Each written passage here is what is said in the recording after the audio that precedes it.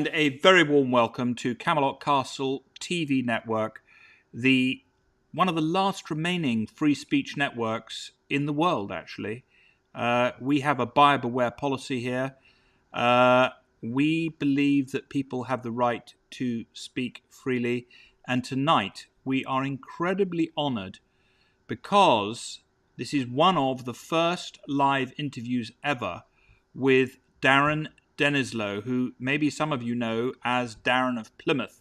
He has a major Twitter following. If you don't follow Darren, you're missing out, because he has the most beautifully dry sense of humour, and he has been exposing our human flaws so beautifully. Darren, and you're hearing this here first, has a very, very big political future. And at Camelot Castle, we are very, very proud to introduce you to him. Now, I'm going to bring him up on screen. And here he is. And I'm now just going to adjust the screen so that we've got a split screen, hopefully. And I'm going to bring myself in the screen as well. Oh dear, how am I doing this? I've got a slight technical. We've either got Darren or we've got me. Why is there no crop screen? Split. Oh, now we've got one Darren and one me. Now we've got two me's and one Darren. We're going to get this right eventually. We are going to get this right eventually. There we go. We've done it. Darren. Well, it was a fabulous introduction, John. Fabulous. Thank you very much. You know, I've been following you, and we've sort of been interacting a little bit over the old Twitterverse. And, you know, there's one thing that I believe that people really, really buy in politics, and that is sincerity. Yeah. They really like the real deal. And the problem is in politics these days. I'm sorry? It's lacking at the moment in Western in the Western political conversation, and what's coming out from the people that are governing in America and in the UK. There is no sincerity, there is no honesty, and there is no trust between those people that are ruling over us and the public. Well, you're absolutely right. And what I love about you is you just call a spade a shovel. You say things as they are.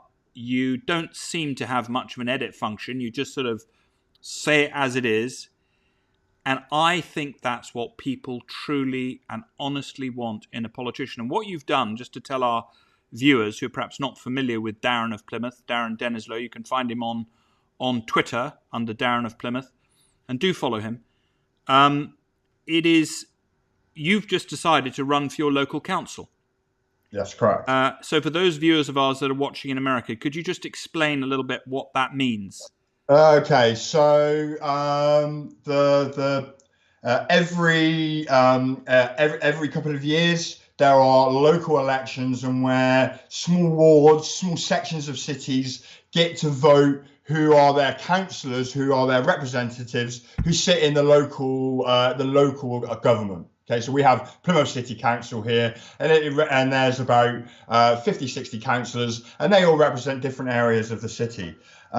These councillors typically work for either the Conservatives, so that would be a bit like the Republicans in America, or Labour, who are like the Democrats. They have the red and blue, but the colours the other way around compared to America. And our politics is trash.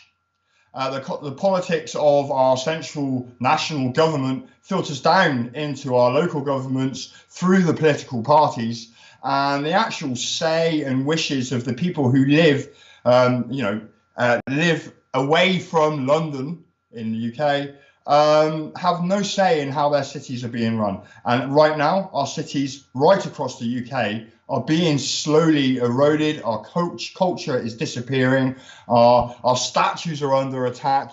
And with the precedent of the last 12 months and the pandemic, the lies and the distrust and the general unhappiness within the UK has never been more palpable, more tasteable in the atmosphere, in the fabric of where we're walking around in, where I walk around in.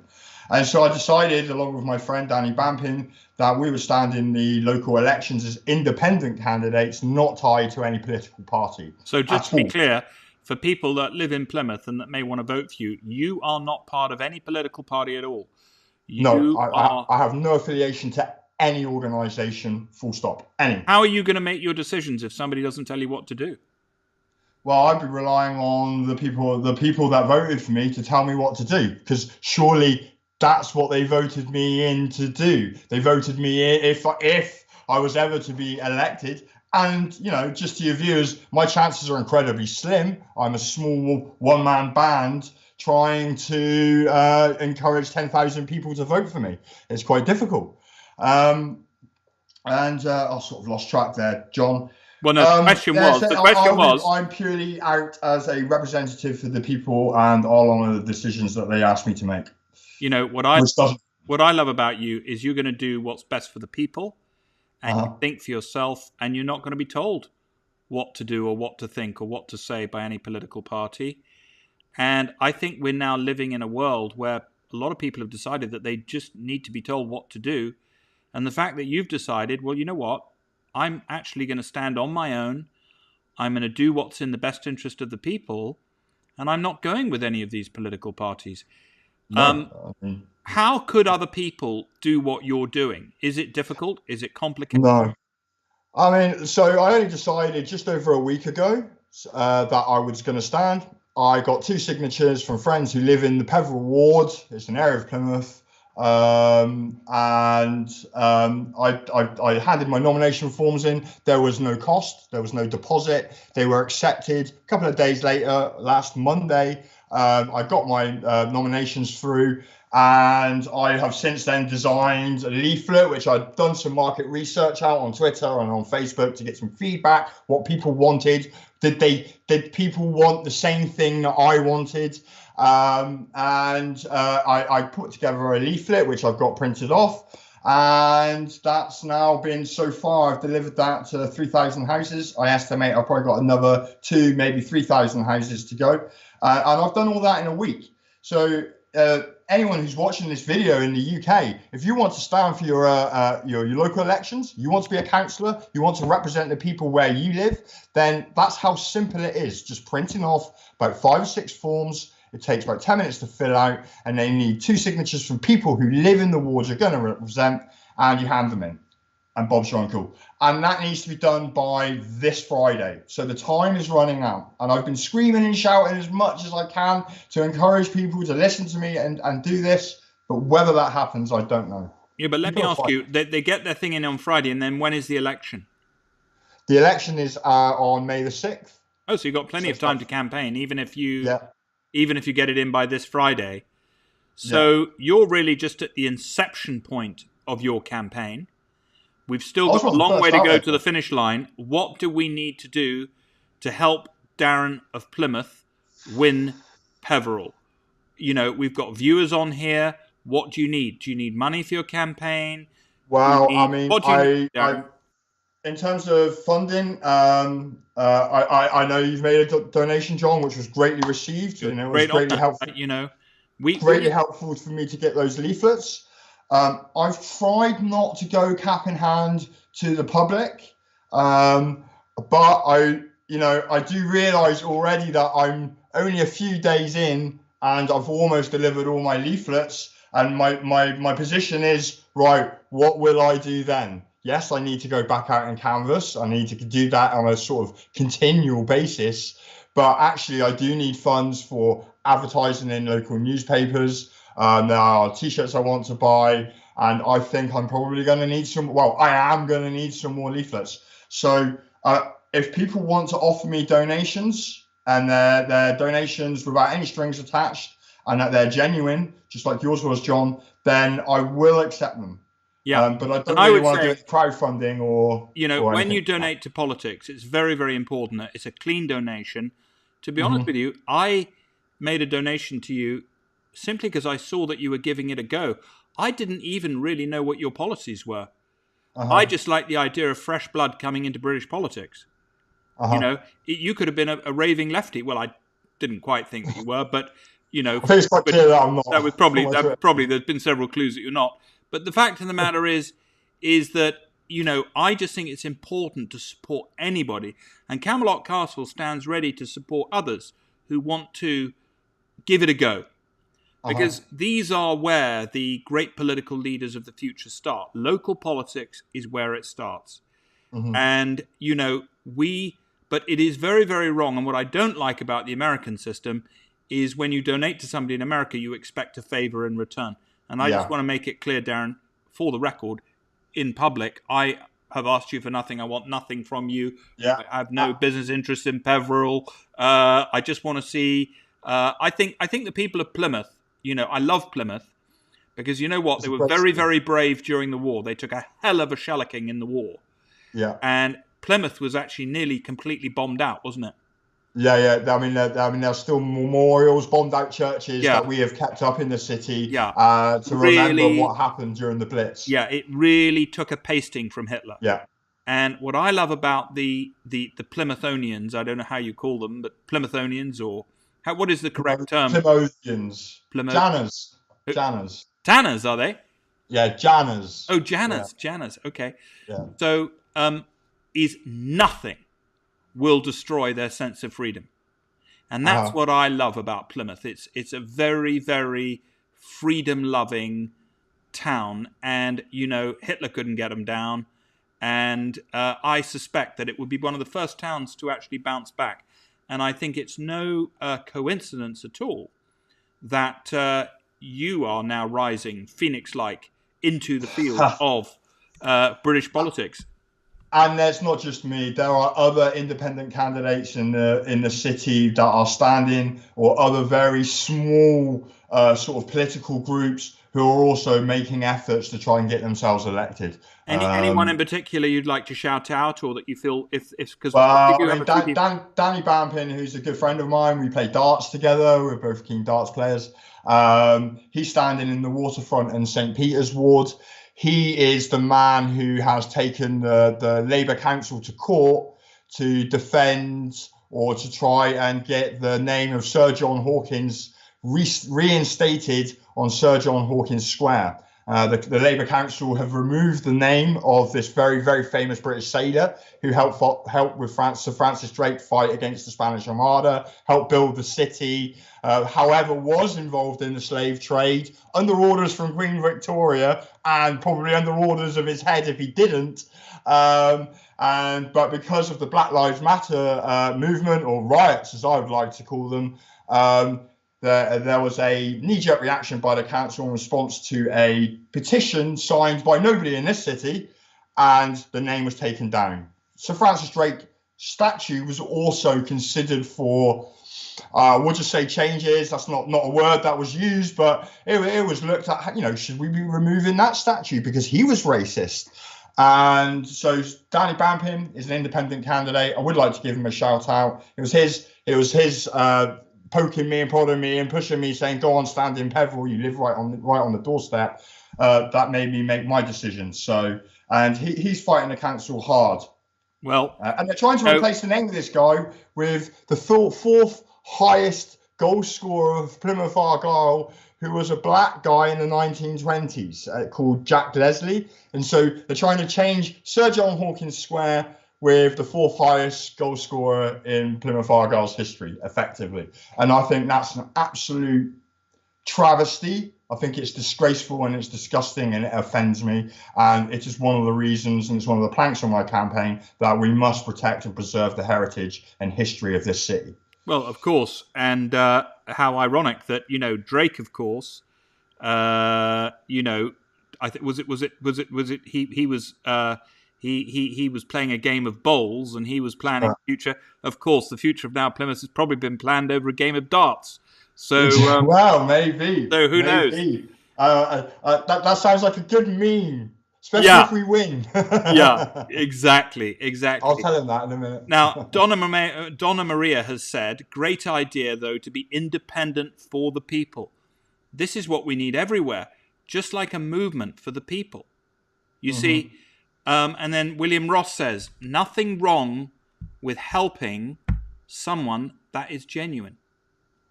And I have to say, people often ask me, because people assume that because they hear my name and they assume that I inherited from the Mappin family. And while I can't criticize my family, I was born into a wonderful family, I am actually self-made. And I will let you into a little secret, is if you back people that are sincere and are genuine, sometimes you lose, but very rarely you do. Very rarely you do. And almost always, even if you lose, something good comes out of it. You know, so I would ask each and every one of you out there is if you do see somebody genuine running in politics. I used to be very close friends with Sir Anthony Wedgwood Benn, who politically, probably there's not much that we would agree on, but you know what?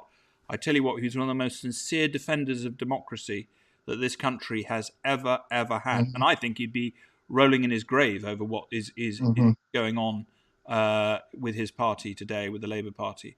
So, you see, to me, I've always loved, I was introduced to Sir Anthony at the age of 7. And we remained very good friends, and we helped stop the war movement from Camelot, actually. And we agreed on a certain number of things. I would say to everybody out there, get behind the Darrens of this world, because these are the people that are going to make our future better. Because it takes some courage. Now, what have you run into on the streets? Because that's what I want to hear. What So are people in this... I started canvassing over the Easter weekend. So I canvassed Saturday, Sunday, and Monday. I haven't done any canvassing today. So canvassing is delivering my flyer with my message and my promises into the letterboxes of the houses and businesses in Peveril. And I suppose over the 3 days, I wasn't knocking on doors because of the COVID pandemic. And because it's very, very, very early on in this election period, it was more about just getting as many leaflets out as I could. So I spoke to about 60, 70 people. I've been into some businesses. And there are sort of 4 or 5 themes that are consistent. And that is that the parties of blue and red are corrupt, that they are not trusted, that they believe that they're being lied to, not just by the Conservatives and Labour, but also by the mainstream media, that they are fed up with being called racist and the woke nonsense.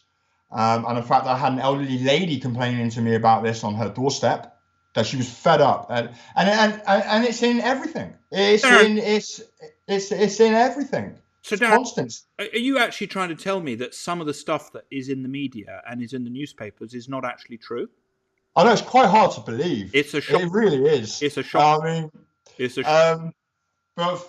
But there are many others, John, who do believe it, and ultimately this is the problem, because I have been called a COVID denier. I have had suggestions that I'm racist because I want to protect the statues on the waterfront that are memorials to freedom. So let's up. Are you, for your voters, are you a COVID denier? I'm not a COVID denier. No. I just do not agree with the lockdowns, the restrictions on freedoms, the removal of our liberties, the mask wearing, the mandatory vaccinations, which is insane. By the way, I'm a chemist and a physicist. I teach. I'm a teacher. I'm opposed to all these things. But to say this to people literally, you can see their minds explode. You can see it in their eyes, and they go crazy at you. And I'm like, well, actually, I'm trying to tell you some positive stuff. Well, you see, I'm not a COVID denier either. I think there is a virus. I just don't believe in lockdowns. Actually, we're thoroughly on the same page there. And I wonder, I'd be very interested to see, and perhaps you could put in the comments, do people watching here, is what Darren is saying making sense? I think it is. Now, as for this accusation of you being racist, I don't think it's a racist thing to want to preserve the heritage of your town. I mean, not. Yeah. I mean, all of us in life have done things that we feel that we shouldn't have done, but you judge a person on their entire life. So, many people in history have been involved in things that today we wouldn't do. and there's no suggestion that by having somebody's statue up that it condones any of the negative things that, let's say, a person was involved with. But it's part of the culture, and it's how we got where we are. So Jane Cole Marshall is joining us this evening, and she is a big player in Plymouth. You should hook up with her. And Definitely. she says makes absolute sense. Dawn Rayner from Sheffield, who is a great power from the north of England, says absolutely spot on Darren. Anne Elizabeth says Darren makes a lot of sense. William Ross says if you can't remember your history, you will be doomed to repeat it. Exactly. And this is the conversation that I did have with a constituent. And actually, of all the people I spoke to, everybody received me positively. The people I spoke to, almost every single one of them, not everyone, almost every single person that I spoke to on the street said that they would vote for me.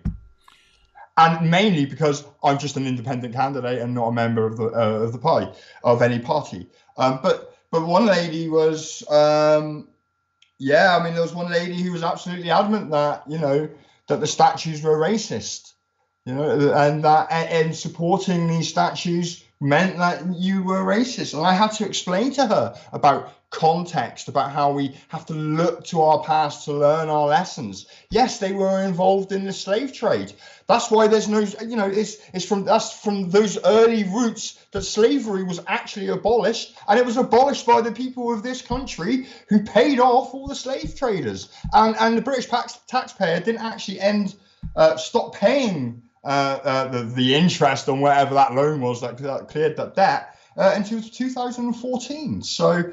And I had to explain to her that, and she actually took my flyer away. So I take that as a positive, and maybe, hey, she might well go and vote for me. It's a really big thing, the statues, and it's crazy when I think about it. When you really think about it, it's quite crazy because they're inanimate objects dedicated to something that was 400 years ago. And yeah, I've had a tweet from somebody in Peveril who said, how would you approach the city and get them to acknowledge their colonial past? And I'm like, you can't even really, when you look at that question and you break it up, you're asking people today to acknowledge something that happened 400 years ago. Yeah, but if you think about it, by having a statue there, it does acknowledge the colonial past. Exactly, and this is exactly my answer. And when I give that answer, they just come with another question, because they don't like the answer. So we just ask you another question, and then we just ask you another question. And so I can't be bothered really to debate with these people. I gave that up years ago, especially on Twitter. I'll just say what I've got to say and not walk away, but watch what goes on. But it's crazy. And when I say to them, oh, what about the slavery in Africa right now? Not interested in that. They're interested in the slavery 400 years ago. That doesn't exist anymore. No.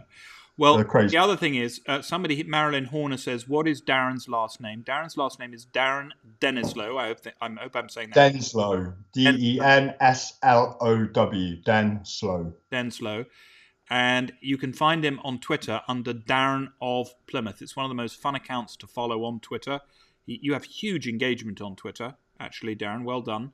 You're quite a Twitter. I think I'm being censored a bit at the moment, John. I think I'm being censored. I think all my replies get hidden, but that's fine. Since I announced I was standing, my Twitter account has been playing up a little bit. But yeah, please follow me. Follow me. Yeah, follow Darren. Yeah. The other thing that I would suggest, and maybe there's a couple of people on here that might help you, it's always quite fun when you're campaigning to have a nice group of people going around with you. Because being on your own, it can be a bit lonely knocking on those doors. I've had 5 or 6 people. I've had 3 or 4 volunteers with me. Oh, good. Not every day, but I've had Anne Widdecombe's election agent, so that was a bit of a coup because he knows his politics and he's definitely on my side, and he's been already proving to be very useful and resourceful. And I had some of my ex-students come, and they wanted to support me and help me deliver some leaflets. But I would very much appreciate anyone who wants to support my campaign, particularly with helping me to canvass. Please contact me come to my Twitter account, and that would be absolutely great. Now, I'm going to post your Twitter account on the screen now, and Jane Cole Marshall says, I've connected up with Darren on Twitter. If anybody wants to go out and help Darren canvas, that's a fun thing to do. They can just PM you over Twitter, can't they?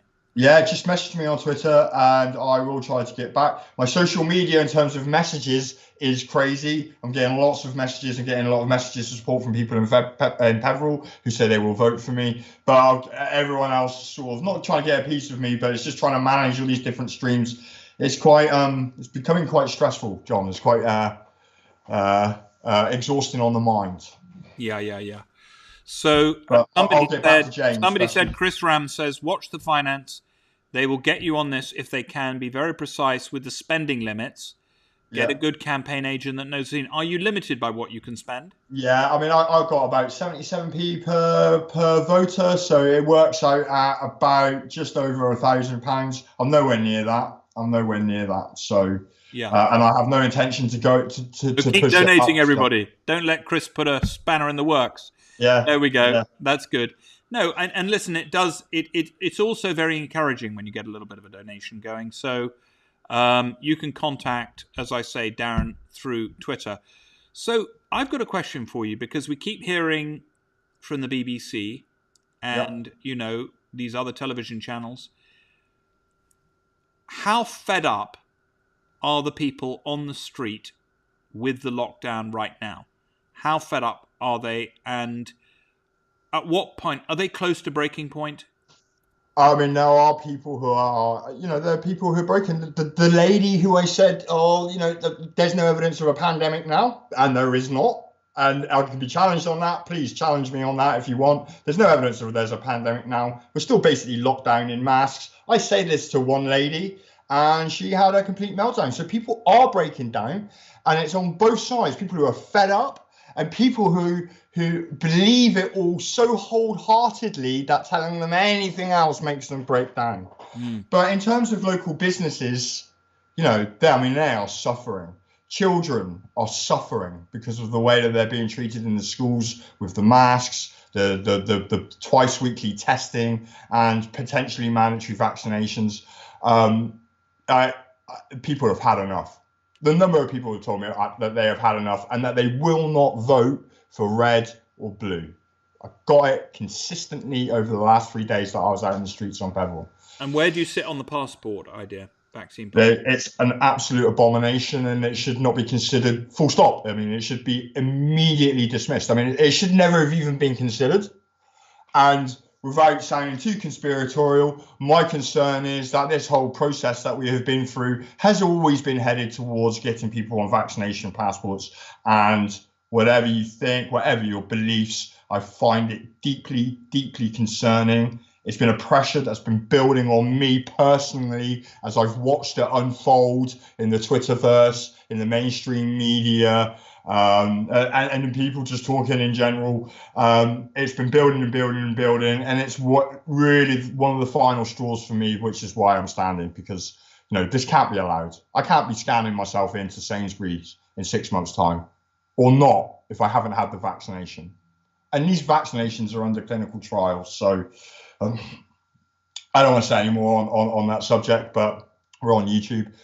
But the vaccine passports, I just can't believe it's even being considered in this country. Asking people for papers, it's just nuts. And it's sinister. I think it's sinister. That's my heartfelt feelings on it. To me, it's like something straight out of Nazi Germany, and I hate to use that reference, but it truly is, and it doesn't make any sense. I can't believe what's happened to the Prime Minister. He is a shadow of his former self. He used to be very liberal, in fact, and very freedom-loving individual. I was rather fond of him, but I've watched what's happened. I don't know what's happened. He is a crushed being. Yeah. And there's definitely something else going on there, John. Something else is going on there, and I don't know what's going on there, as you say. What I would say, a lot of people, I put Darren's account at the bottom here on Twitter, and I would suggest that you connect up. Darren Denislow, or Darren of Plymouth as we know him on Twitter, And I'll tell you this, he is going to have a massive political future. And the reason why is because he is genuine. He is genuine. And the one thing missing in the world right now is genuine people. Is people who you speak to, and you go, you know what, that person's just not bullshitting me. He may be wrong, but he believes what he's saying, and he's not bullshitting me. He's not, I may not agree with everything that Darren says. And this is another point, Darren. We don't all have to agree, do we, the whole time? No. I welcome people to disagree with me. And we need that. I'm a scientist, by training, and the purpose of science is to ask questions and to argue with other scientists about that question until we get to a place where we agree. Okay, and then maybe in 5 years, 10 years time, other people come along and they'll discuss that idea. It'll be argued again, and we agree. And that's not happening anymore. This is the answer. This is what's happening, and there can be no counter discussion to this, because that's just conspiracy or right wing or all these other terms that are used to sort of demonize a section of society, just because we're saying, wait a sec, I don't understand why we're doing this. I don't understand why you're making me have a vaccine passport, or I don't understand why you keep saying that the statues are racist. And if you just asking these questions, just me asking those questions will immediately tar my name. And so people have stopped asking questions. And there is no debate anymore. And I try to call everything out. I'm surprised I'm still on Twitter, to be honest, John. I don't know how that's actually happened, but I'm going to continue to do so. And now I'm on the streets with a purpose in Plymouth, and I'm going to tell the truth. Okay, I might be wrong, but I'm going to tell the truth. And if people don't like that, then fine. Well, I think you're doing a fantastic job, and I think you might have quite a surprising result. And I would ask anybody who's watching here, and I do know a few people from Plymouth are watching here, please share this on Facebook. This is going out on Facebook. It's going out on Twitter and one other platform as well, which I forget because I'm a bit naive when it comes to these social media. YouTube, of course, yes. YouTube. Yeah, YouTube. And I'd ask you to subscribe to my YouTube account, because my last one got cancelled. I had 20,000 subscribers and they cancelled me. So if you could share my new account around, that would be really, really. Yeah, I will do, John. Everybody, no worries. I've subscribed to it. That'd be good. So, what message would you have out there for somebody looking at this is saying, you know what, I don't have the courage to do what Darren's doing. I couldn't take the incoming. I'm just going to sit in my little house and I'm just going to let happen what happens. What would you say to people out there that are thinking maybe they could possibly run or get into local politics? I mean, the first thing they've got to do, and I will make it clear, I'm not a politician, and if I win, I'm not going to stand up and say I'm a politician, because I don't want to be a politician. I just want to represent the people that I live with. Anyone who wants to stand up, well, you need to get your forms in. You need to get your forms in. And all I can say is that the reason for standing up is that if we don't do something, if people don't start speaking out and saying, no, I don't agree with this, I'm not happy with this, I don't understand this, I don't believe you, to the people that are telling us what to do with our day-to-day lives, if people don't stand up, then they really will be scanning into Sainsbury's for some eggs and some milk. And it's just around the corner, and people have been warning about it for months and months and months, and it was always just a conspiracy, and now it's here. So if you value your freedoms, if you're pissed off, if you're annoyed with how you're being treated, how you're being spoken to through the TV, how you're being tarred as right-wing or racist, or the Christians, or whoever it may be that seems to be targeted at the moment with this common narrative in the Western culture, then you need to stand up and say no. Because actually, once you've made that step, it's not as difficult as you may think it is. It's probably not going to be as hard and as scary as you may think it is. And you may find when you start walking around delivering leaflets and you say, hey, I'm an independent candidate, I live just down the road, people are going to be interested because they've had enough of being dictated to by people in ivory towers up in London. And it's as simple as that. And all you got to do is fill in a few forms. And I would also have a little message for people who are actually on the left who think, well, it's all right because it's all going in my direction right now. Trust me, this type of control, once they come for the people on the right and they've sorted people out who they think are on the right, they'll be after you next, because it's not about left or right. This is about up or down. Exactly.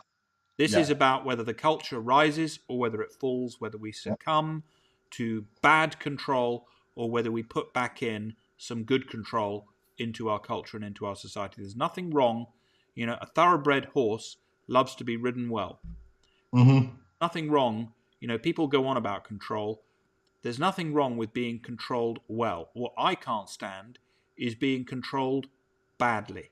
Yeah. That is a bad thing. You know, if I'm in a car, somebody's driving me, I like that car to be controlled well. You know, if I'm in a taxi, I want a taxi driver that can control that car well. But what I don't like is bad control. And this is like being driven in a taxi by a fucking raving lunatic. Sorry, excuse my French. Well, it is. It's like 70 miles an hour swerving down the road, just hoping that you don't hit one of the other oncoming cars because you're going down the wrong. Yeah, and it is like that. And it's deliberate. And there is a sort of almost a malevolence with it. And everything that our society here in the UK, the people here are being instructed to do, none of it makes any sense. You don't even have to picket all these regulations and restrictions and regulations and legislations and all these different orders that we're told to do, mask wearing and you know, social distancing and the rule of six and all the rest of it. None of it makes any sense. No, you're at all. You're absolutely right. And a lot of people got upset, for instance, about the election result in America. Well, let me tell you, one of the reasons why that went badly is because there were insufficient people had gotten engaged in local politics. Because it's the local politicians that actually organize the main elections, you see.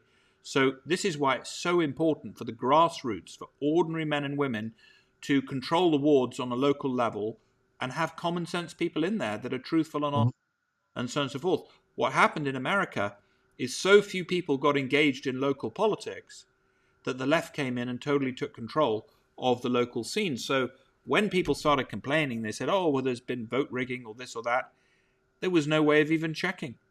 Yeah. And that can happen in this country too. In fact, to some degree, it already has happened. Yeah, there have been instances of vote rigging in last local elections where the Brexit Party stood one candidate, and I can't remember where that was exactly. It was on the southeast, and that candidate didn't get in, and there were issues with postal ballots. Yeah, and then obviously the Labour Party got in, and I'm concerned.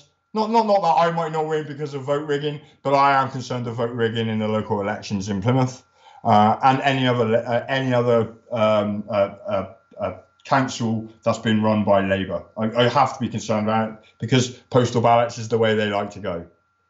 Well, the postal ballot thing, I think in America that was, to me, one of the reasons why this whole COVID narrative was pushed was in order to get the postal votes in America, so that they could remove somebody who wasn't going to take that country to war. To me, that's the simplicity of 2020, is those people that like to profit from weapons had to remove President Trump. How are you going to remove President Trump? You've got to create a narrative that allows postal voting. Do you know the percentage of postal voting in America I found out the other day was 60% postal voting? I mean, normally it's 2.5%.